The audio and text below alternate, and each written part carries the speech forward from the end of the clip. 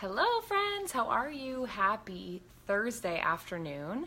And we are about to go get our little one at preschool, but I wanted to have a quick chat with you because there's something that's been swirling around up here in my mind after doing a lot of talking this week and meeting with clients and doing some speaking events and having some conversations with folks about failure and about things that are helping them or stopping them from feeling like they can really achieve their goals and the things that they really want. So I wanted to get in here and do a quick little chat with you guys about four common themes that I have witnessed and noticed lately in the space of a lot of people. Oh my gosh, that's so cool. Hey, Kianko, you guys can bring people on camera? That's so cool. Way to go, Facebook Live. I didn't know that. Hey, Kristen. Hey, Leslie. Awesome. I'm so happy you guys are here. Say hey as you come in. I love to just welcome my peeps. And if you're watching the replay, you can just fast forward a little bit on this one. Hey, Michelle, welcome. So these things are going to surprise you, and I'm really excited to share this with you. I had this download the other night. I was laying in bed, and I just had this clarity come on in. Yes, you do, my dear. Oh, this is going to be so good.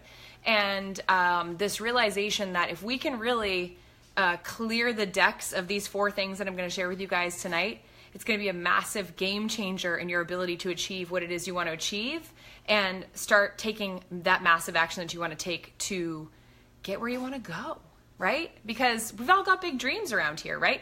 Love it if you guys wouldn't mind sharing in the group. You know me, I just like to call you out right away and ask you to be bold. What are you working on right now? What are you getting stuck on right now? What is the thing you really want to make happen that is not happening for you? Call it out here if you want in the chat. Even if you don't want to, I recommend that you do. And we can really start kind of cracking in that together. So I'm going to start with these four things, right? These are four factors right now in your life that I am pretty certain, hey, Amy, that you're doing in your life. I do it too. So this is a really good learning opportunity. What are you doing around these four particular things, and how is it dramatically impacting your success? And this can apply to in your business. This can apply in your just your general mindset, in your health, in your relationships, in your career. It really is transferable across all things. Need to focus more on the money. I just launched. I don't have any sales. Let's just say yet, Kianko. I don't have any sales yet. Hey, Maya. Okay. So the first one I'm going to offer you guys. I'm going to sit on a pillow here. The first one. And if this resonates, I want you to throw up some love, throw up some hearts if this feels like something that you definitely struggle with on a regular basis. You are highly critical of yourself. Highly critical of yourself. Ben's already saying yes. I am. Yep. So here's what I've learned. Okay, so I've worked with lots and lots and lots of clients over the past 3.5 years as a transformational branding strategist and business coach. Leslie says she's highly critical of herself. Kristen, I know you are, girlfriend. And what I have witnessed are lots of patterns. And so what I'm doing in this live with you guys right now is calling you out on these patterns that I've witnessed. Hey, Jody. So number one of the reasons why you're failing is because you are so highly critical of yourself. And let me give you a little more intel around this, because you might be like, well, duh, Amber. Some of you might actually be like holding on to that for dear life and being like, yeah, but my being hyper critical of myself helps me to be a perfectionist, to help me really deliver at a higher level. Hey, Cassandra. And I'm going to call BS on that. Hey, Sylvia. And here's why. Because when we are so massively critical of ourselves, then we basically just cross all the wires and we get so stuck within ourselves that we cannot see the forest for the trees. We become completely obsessed with ourselves. And with all of the reasons, hear me when I say this, with all of the reasons why we can't do the thing that we want to do. So when you are highly critical of yourself, you're actually more obsessed with looking for the reasons why you can't do something than you are with finding the reasons why you can do something. Yeah. Ringing some bells? Ringing some bells? Hey, Kate. Hey, Teresa. Yeah. So when you are highly critical of yourself, you are basically obsessed with identifying all the reasons why you can't do something rather than all the reasons why you can do something. So it's limiting your ability to see. It's limiting your ability to broaden for, ready for it, resources. opportunities, people who could help you, right? So when I am spending so much time I am so critical of myself, I am not doing it right, I am not good enough, here are all the reasons why. That's an identity that I just completely adopted. And therefore, that's right, goggles. Jody, great analogy. It keeps me looking through these, like, what would you call, I don't even know, what would we, like, just, you're, like, circus mirrors, right? These, like, very limited view glasses of looking at the world. I can't do anything, right? I'm not good enough. I'm so critical of myself. So that's number one. That's reason number one why it feels like you're failing. And I don't really believe in failures. That's a whole nother conversation, and we just wrote a piece about that I don't know if that one's come out yet or not. But we wrote this whole article about failure and why I really don't believe that failure is even a thing. So I'm not saying to you guys that you're a failure. It just feels like you're failing. And they are not rose-colored goggles, Cassandra. They are not. So that's number one. Number two, which is kind of like riding sidecar with the being highly critical of yourself. Okay, I want you to throw up the hearts and throw up the truth and the love. There's no judgment here, right? This is a safe space. When you identify as a victim, do we have any victims in the house? When you identify with a victim status update and what you post on Facebook and in your Instagram, and when you get in a session with your coach, or when you write an email to your list, or when you get on the phone with your mom, or you talk to your spouse, if you're the victim, then you always get to basically cling to the reasons why you're not succeeding. So again, it's a self-fulfilling prophecy.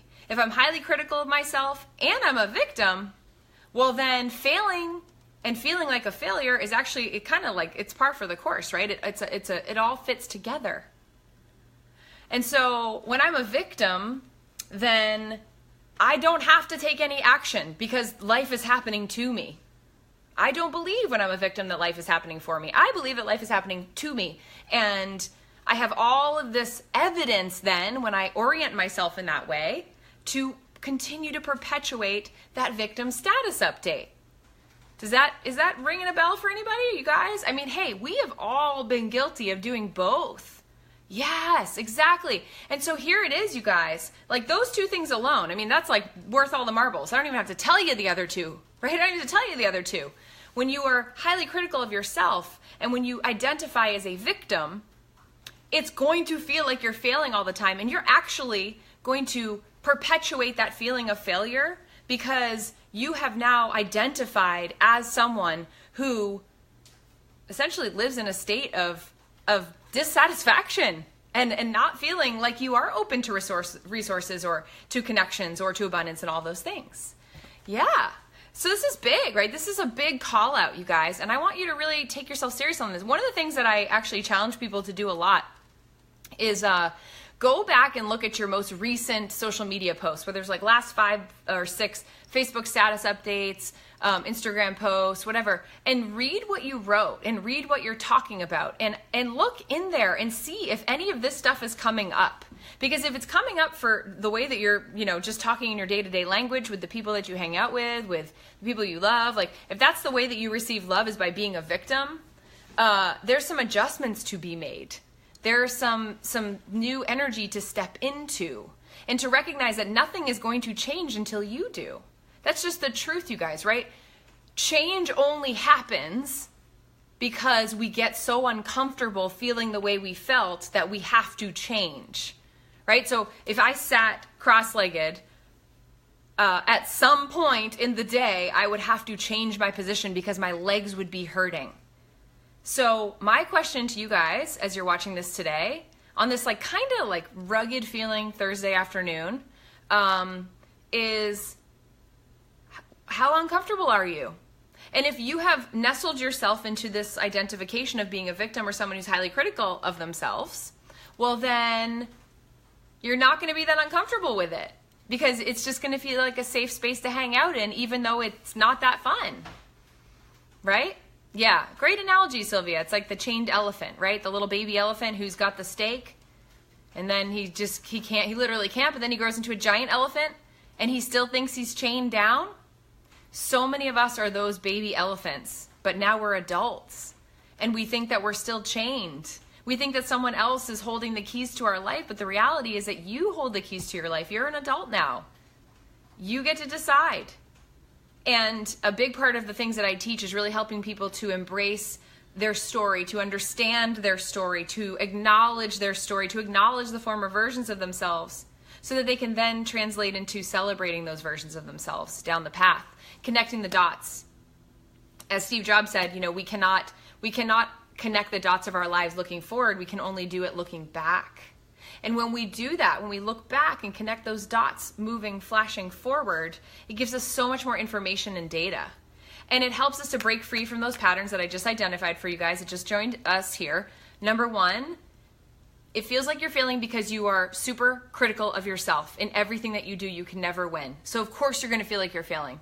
Two, you are identifying as a victim. And essentially a victim's whole story is failure, right? When the victim stays in that space, because even people who are real victims, who have experienced real pain, real loss in their life, they can't stay a victim. They can't, right? They triumph. They rise up, and then they are what? They are grateful for the experience that they endured, because it's taught them the lessons to help them triumph, right? Yeah. So okay. So we did number 1 and 2. I've got 2 more for you guys. Welcome, Karen. Welcome, Lisa. Hello, everyone. Say hey as you come in. I'd love to say hi to you. Hey, Christy. We've got the first 2. Now I'm going to share the next 2. These ones are doozies. Okay. This one is not a fun one. I'm going to call us all out on it, though, because guess what? We all do it. We all do it. You are entitled. So it feels like you're failing because you're coming to a new experience feeling entitled. You're coming into, let's think of a good example. Well, okay, so you join, because I can use analogies from my own work, right? So I'll just say, use myself as an example. So if I join a program, right, I pay a significant amount of money. Hey, Maggie. And I join this program and I come in and I'm all, well, do the work for me, coach. Show me what to do. Like, let's use an example. Let's just pretend that Tony Robbins is coaching me. And I walked up to him, right? And I think to coach with Tony is like $1 million a year and he gets a share in your company. And I go to see Tony and I say, okay, Tony, like, I paid you your $1 million. Now, coach me. Coach me. And I don't take any ownership. I don't do anything to change. I just expect that because I put the money down, that all of a sudden, and like I showed up and graced him with my presence, that transformation is going to happen. Hello, right? You got to put in the work. You don't buy the gym membership and not show up at the gym with your sneakers on to do the workout, right, you guys? So where in your life, hey Andreas, where in your life are you showing up entitled and not taking action, not taking responsibility for your role in the arrangement that you signed up for, right? This is a super important distinction to make, and I see it happen a lot with people, right? Friends, colleagues, clients alike, that, because we show up, because we paid to be there for the thing, here's a good example. It's like going to a music show and then not listening to the musician at all, like not engaging. Like, you paid the ticket and so you're just like, play for me. And my friend Chris Lester actually wrote an awesome post about this on Facebook. He's a musician, and how people are there like looking at their phones and talking to each other so loudly and not paying any attention, not engaging with what the artist is performing for them. It's like, well, then go to dinner. Don't go to listen to music if you're not going to enjoy the show, right? Hey, Amanda. Hey, Laura. I think this is a really important distinction to make. So where are you doing that in your life right now? And how could shifting that energy and showing up and being really appreciative and being really present, how could that help you to have a much more enriching and fulfilling experience? Right? I mean, it's just so important to dig in there. Okay. And then the 4th one, this is a big one. I'm going to go through all 4 for you. I'm going to take it from the top. Hey, Karen. Okay, the fourth one, this is actually my most favorite one. And I'm going to give you a little personal example with this one and a new revelation that I've had around how I'm operating in my own business and what I'm doing with my work. Okay. The fourth one is that you are operating conditionally in every aspect of your life. So there are so many conditions around your ability or your perception of your ability to succeed that you're not showing up whole. You're not showing up in a state of trust. You're not coming forth to this new opportunity feeling like a student, with a beginner's mind, as someone who's ready to learn and to grow and to expand. Andreas is giving all the hearts. I really appreciate all the love, right? So here's the example. So in my business, I like to really have a high touch experience for the people that are coming in, and for new people, and for supporting people on their journeys and meeting where they are and helping them find the solution to take the next step. Hey, Rebecca Lynn. And so I have a breakthrough call that you can fill out an application to tell us a little bit about you, about your goals, about what's going on for you in your business. You guys can check out the page if you want over at amberlilyestrom.com/ignite. And you go over there. There's some videos to watch. You can really kind of get the feel of what it is, what my story is, why I do what I do, how I do what I do. Oh, the kitty wants to say hi. This is Trinket, everybody. Cute kitten points. We're going to get all the hearts for her, huh? And you can fill out this application. And what I say on the form is that you will be speaking to one of my incredible teammates who are two of my students, now dear friends, who've gone through all of my programs, who've worked with me intimately in one-to-one capacity and have done both of my programs and have had incredible success. And so they have the call, hey Shayna, with my applicants, simply because there's a bunch of reasons around this. One, I'm spending my time coaching. So when someone says yes, when someone says heck to the you know what, I'm not going to swear, I'm in, I'm all in. Ben's laughing at me. I'm all in. I want to do this thing. I'm like, girl, let's do this. I'm ready. I want to meet you where you are. I want to celebrate your heck to the yeah and high five you and take it to the next level with you. I do not want to spend my time arguing and doing a tug of war with you about your limitations. I don't want to fight with you about all the reasons why you can't do something. I want to talk about all the reasons why you can do something. Therefore, my incredible team, they're the ones that are going to say, let's talk about where you're at. Let's see if you're ready for this. Let's talk about what this is going to look like in the context of your life and with your family and your business and where you want to go and how you're going to take it to the next level. And so my challenge is this. When someone fills out the form and says, I only want to talk to Amber. Well, guess what that is? That's a condition. That's a huge condition. And there's a difference between somebody being like, I want to know her, I want to talk to her, I want to connect with her, whatever, or just being like, I don't want to talk to you, sisters. I only want to talk to her. Well, don't talk to my team like that, right? Like, these are my girls. These are my ride or dies. So that's one. And two, well, you just gave me a lot of information. You just told me that you're going to be the client that comes in and has all of these rules and reasons around why you haven't succeeded yet and why you're not able to do the work. And I'm not really interested in that. I'm not going to get in a wrestling match with somebody about why they can't succeed.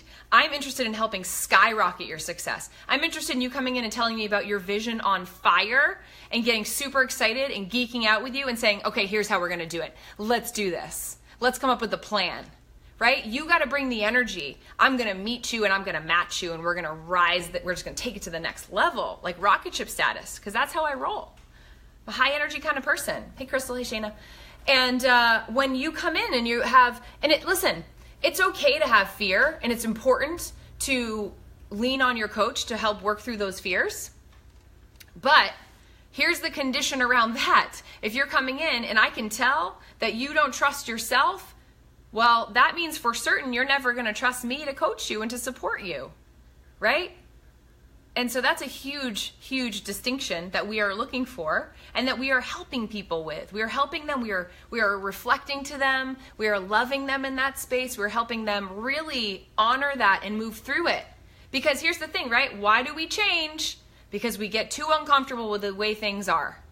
So these 4 things that I've shared with you guys today, give me some hearts if they resonated for you. I'm going to go through the list for you one more time. Yes, thank you, Sylvia. Thank you, Sylvia. A coach is not a therapist. A coach is someone who's going to help you take action. And therapists do too. Listen, my therapist she's magic. I love my therapist. And she will do the action stuff with me, but not on the level that I do, because I'm a coach. I'm all about let's shift this thing into high gear, baby. Let's do this thing. Let's go. Let's go, right? If you got the passion and the drive and the thing you want to do, well, I'm ready to stand there and fan the flames with you and write out the map and the strategy on how we're going to do it, right? And remind you, this is really important. This is my most favorite thing about what I get to do in my work. Remind you of who you really are. Remind you of who you were born to be. Remind you of who you know you are deep down inside that somewhere along the line you forgot.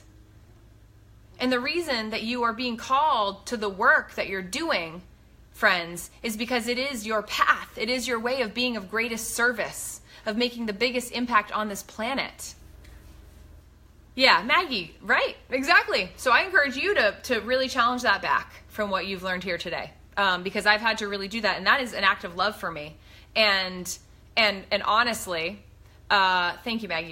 You're a love. Yes, Karen, remind you of who you really are, which is Karen Kenny and Karen Haysbert, a child of God. That's who you really are. Praise, right?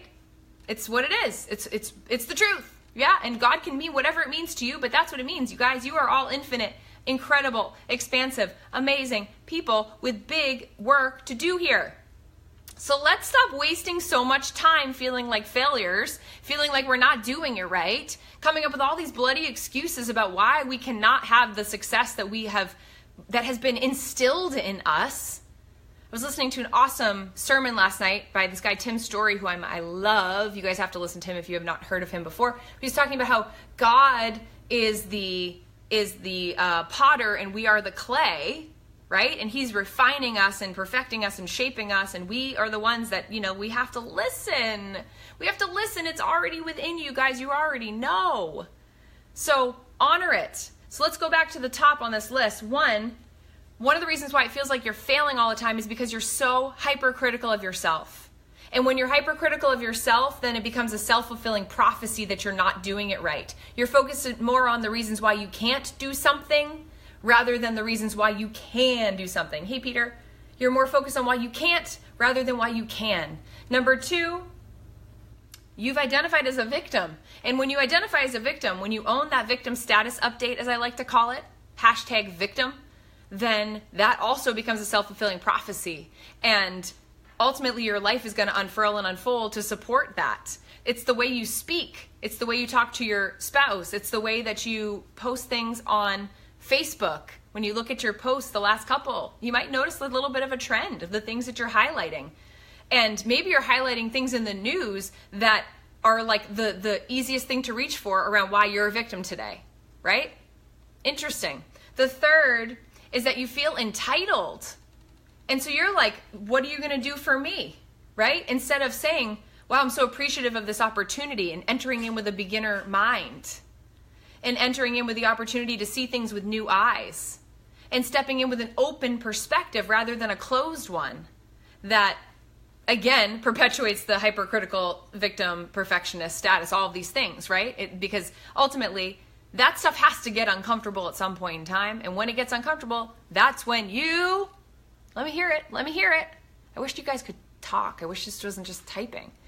That's when you change. That's when we change. When we get uncomfortable. I'm only going to be able to bend my leg this way that I'm sitting right now for so long, and then my poor little leg's going to start to hurt. So I'm going to have to move. I'm going to have to change positions. I'm going to have to do something different to alleviate the pain that is being created in my body from the way that I'm sitting. Really simple analogy. And I encourage you guys to think about this just in the rest of the day today and into tomorrow. Think about when you're sitting in a position or when you're sleeping in your bed and you shift positions. You're shifting because you feel pain, and so you're changing. You're changing to feel better. So what a cool analogy that your body responsively, reflexively does that all day. Why can't your mindset do that? Why can't you shift it up here in the same exact way? This does not feel good. This thought does not feel good. I need to change it. I don't want to feel this way anymore. I don't want to talk to myself this way anymore.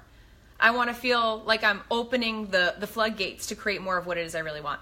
Okay, and the fourth is conditions, conditions, conditions. There are so many rules for so many of us around why we can achieve what we want or why we cannot. And we come into it with this conditional approach, right? These conditions around, well, I only if I get to talk to that person, right? One of my friends is pregnant and due very soon, and so she's going to regular appointments, and she said that she had an appointment where she thought it was going to be one midwife, ended up being another one, and all my moms, especially first-timers, remember what that felt like? When it was like you thought it was going to be this one, and then it wasn't, and then you're in there and you're crying, and it's so emotional, and it's like the whole thing, right?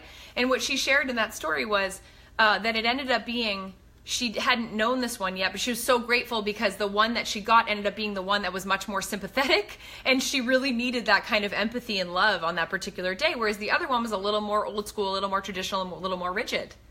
So great, right? And she allowed that experience to happen, but originally she had set conditions that were influencing her experience and making her have a negative emotional state. So what if you allowed yourself to really surrender and to trust, friends? And to acknowledge that feeling like a failure is not a positive feeling state. Hey, Lisa. Hey, Cassandra. Thanks for joining. It's not a positive feeling state. It's not fun. So it's time. It's time to make a shift. It's time to change things. Same for me, Maggie, though mine wasn't. Mine was a blessing in disguise. Mine was a blessing in disguise. My birth story is a doozy. But man, it was a gift. And it was because I was back then, 4 years ago, living with such conditions in so many realms of my life.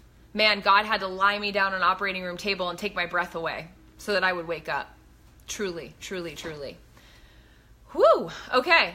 I think we have to go pick our kid up from school. Oh yeah, we do. All right, it's preschool pickup time. I'm so glad I got this done before because I really wanted to be fully present for you guys.